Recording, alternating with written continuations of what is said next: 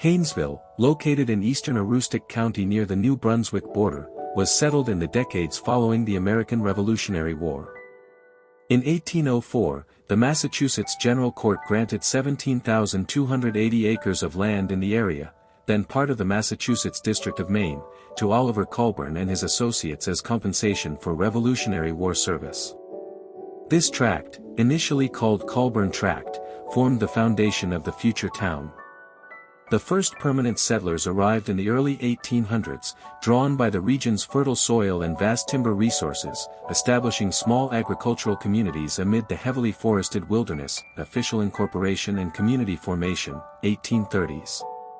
The town of Haynesville was formally incorporated on March 19, 1831, and named in honor of Massachusetts Governor John Haynes, a supporter of land grant policies. At the time of incorporation, the population was approximately 200 residents, primarily farmers and lumbermen. The town's early economy depended on subsistence farming, with settlers clearing dense spruce and pine forests to create arable land. Small-scale lumbering supplemented agriculture, as the region's rivers facilitated log drives to coastal mills, establishing a pattern of mixed agrarian and timber-based livelihoods, growth and development in the mid-19th century.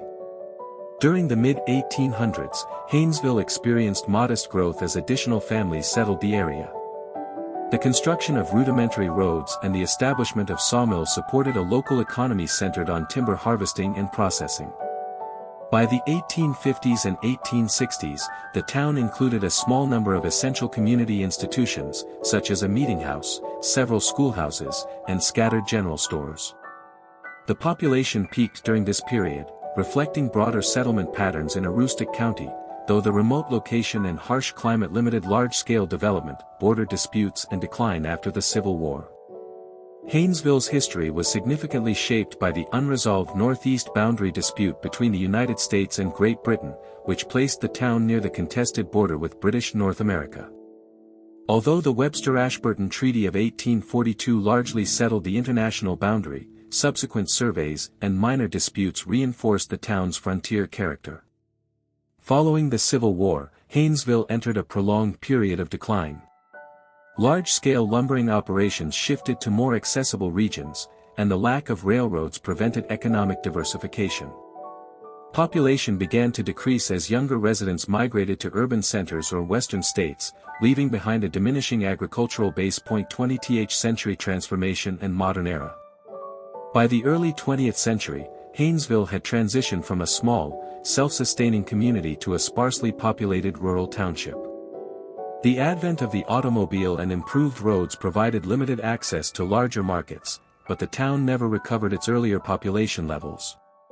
Today, Haynesville remains one of Maine's smallest municipalities, with a population of approximately 100 residents. Its economy is dominated by forestry, small-scale farming, and seasonal recreational activities.